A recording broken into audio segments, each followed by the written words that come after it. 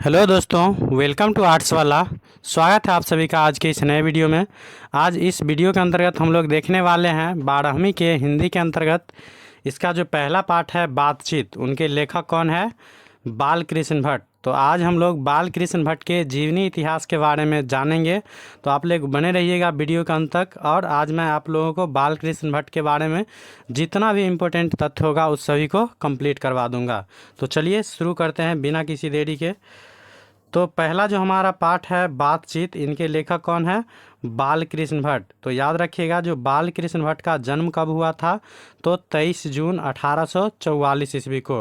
अगर पूछा जाए बाल कृष्ण भट्ट का जन्म कब हुआ था, तो 23 जून 1844 ईस्वी को। और इनका निधन अगर पूछा जाए जो बाल कृष्ण भट्ट का निधन कब हुआ था, तो वो हुआ था 22 जुलाई 1914 ईस्वी को। तो याद रखिएगा बाल कृष्ण भट्ट का जन्म 23 जून 1844 और निधन कब हुआ था? 20 जुलाई 1914 ईस्वी को। और अगर पूछा जाए जो बाल कृष्ण भट्ट का निवास स्थान कहाँ थे, अर्थात बाल कृष्ण भट्ट जी निवासी कहाँ के थे, तो याद रखिएगा इलाहाबाद उत्तर प्रदेश के। तो बाल कृष्ण भट्ट जी कहाँ के निवासी थे? इलाहाबाद उत्तर प्रदेश के। नेक्स्ट है जो बाल कृष्ण भट्ट के माता जी का नाम क्या था? तो बाल कृष्ण भट्ट के माता का नाम क्या था? तो पार्वती देवी। और पिता का नाम पूछा जाए तो पिता का नाम क्या था? बेनी प्रसाद भट्ट। याद रखिएगा इनके पिता जो बेनी प्रसाद भट्ट जी थे वो एक व्यापारी थे। तो अगर पूछा जाए जो बाल कृष्ण भट्ट के पिताजी का पेशा क्या था, तो क्या बताइएगा? व्यापारी। नेक्स्ट है उनकी वृत्ति। वृत्ति के अंतर्गत आप लोग याद रखिएगा जो वृत्ति में उन्होंने क्या सब किए थे, तो 1869 से 1875 ईस्वी तक प्रयाग के मिशन स्कूल में क्या किए थे? अध्यापन, मतलब वहाँ टीचिंग का काम किए थे। 1869 से 1875 ईस्वी तक कहाँ किए थे? तो प्रयाग के मिशन स्कूल में। याद रखिएगा इन सभी से ऑब्जेक्टिव बनता है। वैसे मैं इसके बाद नेक्स्ट जो वीडियो लाने वाला हूँ वो इसके अंतर्गत जितना भी ऑब्जेक्टिव क्वेश्चन बनने वाला है उस सभी को मैं उसमें संग्रह करके लाऊंगा। तो आप लोग इसके बाद नेक्स्ट वीडियो को देखना ना भूलिएगा। उसमें इस चैप्टर से रिलेटेड जितना भी ऑब्जेक्टिव होगा उस सभी को उसमें कवर किया जाएगा। और आप लोग देखिएगा जो इस सब से ऑब्जेक्टिव कैसे बनता है क्वेश्चन। तो याद रखिएगा 1869 से 1875 तक प्रयाग के मिशन स्कूल में क्या किए थे? अध्यापन, मतलब टीचिंग का काम किए थे। उसके बाद 1885 में प्रयाग के CAB स्कूल जो है उसमें संस्कृत का अध्यापन किए थे। मतलब 1825 में प्रयाग के CAB स्कूल जो है उसमें संस्कृत का टीचिंग किए थे, मतलब संस्कृत पढ़ाए थे। नेक्स्ट है उसके बाद जो 1888 में प्रयाग की कायस्थ पाठशाला 1888 में प्रयाग की कायस्थ पाठशाला इंटर कॉलेज में क्या किए थे? तो अध्यापक के रूप में नियुक्त हुए थे। कौन नियुक्त हुए थे? तो बाल कृष्ण भट्ट जी। तो याद रखिएगा। नेक्स्ट देखते हैं इनकी रचनात्मकता सक्रियता। तो रचनात्मकता सक्रियता के अंतर्गत क्या सब है?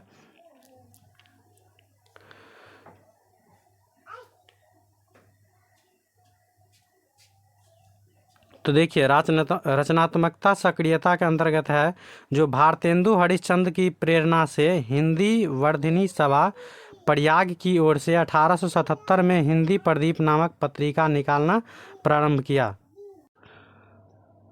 तो देखिए इससे क्वेश्चन कैसे बनेगा, जो आपको पूछा जाए जो हिंदी प्रदीप नामक पत्रिका जो भारतेंदु हरिश्चंद्र जो निकालना प्रारंभ किए थे वो किनके प्रेरणा से? तो याद रखिएगा भारतेंदु हरिश्चंद्र की प्रेरणा से। अगर पूछा जाए जो हिंदी प्रदीप नामक पत्रिका कब से निकालना प्रारंभ किए थे, तो याद रखिएगा 1877 में। अगर पूछा जाए जो हिंदी प्रदीप नामक जो पत्रिका था वह कैसा था, तो याद रखिएगा मासिक पत्र था, मासिक पत्रिका। तो मासिक पत्रिका किसे कहते हैं? तो जो महीने का एक बार निकलता है, पूरे महीने में एक बार निकलता है उसे हम लोग क्या कहेंगे? तो मासिक पत्रिका। याद रखिएगा इस पत्रिका को उन्होंने 33 वर्षों तक चलाते रहे। तो याद रखिएगा ये जो हिंदी प्रदीप नामक मासिक पत्रिका निकालना प्रारंभ किए उसे उन्होंने 33 वर्षों तक लगातार निकालते रहे। नेक्स्ट उसके बाद है जो 1881 में वेदों की युक्तिपूर्ण समीक्षा की थी। अगर पूछा जाए भारतेंदु हरिश्चंद्र अगर पूछा जाए जो बाल कृष्ण भट्ट वेदों की युक्तिपूर्ण समीक्षा कब किए थे? तो याद रखिएगा 1881 ईस्वी में। उसके बाद है जो 1886 में लाला श्रीनिवास दास के संयोगिता स्वयंवर जो है उनकी कठोर आलोचना की थी। तो अगर पूछा जाए जो लाला श्रीनिवास दास के संयोगिता स्वयंवर की आलोचना कब की, तो याद रखिएगा 1886 ईस्वी में। और चलते हैं हम लोग इनकी प्रमुख रचनाओं की ओर। तो रचना भी काफ़ी इम्पोर्टेंट रहता है, इससे क्वेश्चन आता है बोर्ड एग्जाम में, तो इसे निश्चित रूप से याद रखिएगा जो इनकी प्रमुख रचनाएं कौन कौन सी है। तो देखिए रचनाओं की बात करें तो इनकी प्रमुख रचनाएं हैं, पहला है जैसे उपन्यास। तो उपन्यास के अंतर्गत कौन कौन सी उपन्यास लिखे हैं? तो पहला इनका उपन्यास का नाम है रहस्य कथा, उसके बाद है नूतन ब्रह्मचारी, उसके बाद है जो 100 अजान एक सुजान, उसके बाद है गुप्त वैरी, उसके बाद है रसातल यात्रा, उसके बाद है उचित दक्षिणा, नेक्स्ट है हमारी घड़ी, उसके बाद है सद्भाव का अभाव। तो इस सब को आप लोग कोशिश कीजिएगा जो अपने नोटबुक पर लिख के उसके बाद एक दो बार रीडिंग कीजिएगा तो अपने आप याद हो जाएगा। तो इनका प्रमुख उपन्यास कौन कौन था? रहस्य कथा, नूतन ब्रह्मचारी, 100 अजान एक सुजान, गुप्त वैरी, रसातल यात्रा, उचित दक्षिणा, हमारी घड़ी, उसके बाद सद्भाव का अभाव। तो इसे आप लोग निश्चित रूप से याद रखिएगा। नेक्स्ट इनकी रचना की बात करें तो ये है नाटक। तो इनके प्रमुख नाटक कौन कौन से था? तो इनकी नाटक के बात करें तो देखिए इनके नाटक जो है प्रमुख है वो है पद्मावती, उसके बाद है किरातार्जुनिया, उसके बाद है वेनी संहार, फिर है शिशुपाल वध, उसके बाद है नल दमयंती या दमयंती स्वयंवर। तो याद रखिएगा नल दमयंती या दमयंती स्वयंवर।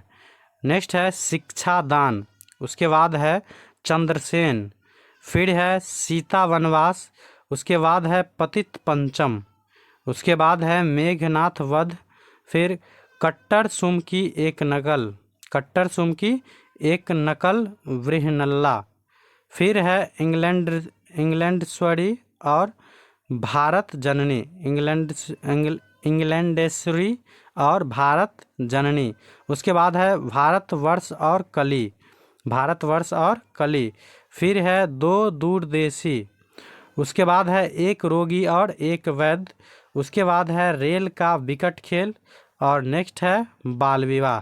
तो याद रखिएगा ये सब क्या है? तो इनके प्रमुख नाटक है बालकृष्ण भट्ट जी के। तो कौन कौन से नाटक है तो एक बार फिर देख लेते हैं। पद्मावती, किरातार्जुनिया, उसके बाद है वेनी संहार, शिशुपाल वध, नल दमयंती या दमयंती स्वयंवर, उसके बाद है शिक्षादान, चंद्रसेन, सीता वनवास, पतित पंचम, मेघनाद वध, कट्टर सुम की एक नकल वृहनल्ला, उसके बाद है इंग्लैंडेश्वरी और भारत जननी, भारतवर्ष और कली, उसके बाद है दो दूरदेशी, एक रोगी और एक वैद्य, उसके बाद है रेल का विकट खेल, उसके बाद है बाल विवाह। तो ये सब उनके प्रमुख नाटक थे, तो इसे भी आप लोग याद रखिएगा निश्चित रूप से। उसके बाद है जो प्रहसन। तो प्रहसन के अंतर्गत क्या सब है बालकृष्ण भट्ट जी के, तो देखते हैं इसे भी। तो प्रहसन के अंतर्गत है जो जैसा काम वैसा परिणाम, तो याद रखिएगा क्या है? तो प्रहसन है। उसके बाद है नई रोशनी का विष और नेक्स्ट है आचार विडंबन।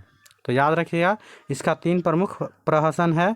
तो पहला है जैसा काम वैसा परिणाम, दूसरा है नई रोशनी का विष और तीसरा है आचार विडंबन।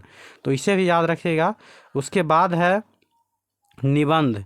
तो निबंध के अंतर्गत बोला जा रहा है जो 1000 के आसपास निबंध है जिनमें 100 से ऊपर बहुत महत्वपूर्ण है। तो याद रखिएगा इन्होंने, अगर पूछा जाए जो बालकृष्ण भट्ट ने कितने निबंध लिखे, तो याद रखिएगा 1000 के आसपास उन्होंने निबंध लिखे थे, जिसमें से 100 से ऊपर काफ़ी इम्पोर्टेंट थे। उस इम्पोर्टेंट में बोला जा रहा है जो भट्ट निबंधमाला नाम से 2 खंडों में एक संग्रह प्रकाशित है। उसमें सबसे इम्पोर्टेंट वाला जो है भट्ट निबंधमाला नाम से क्या है 2 खंडों में विभक्त एक क्या है संग्रह है, जिसमें निबंध सब लिखा गया है। तो इस प्रकार से हमारा बालकृष्ण भट्ट जी का जो जितना जीवनी परिचय था उस सभी कंप्लीट होता है यहाँ। तो आप लोग को उम्मीद है जो याद हो गया होगा।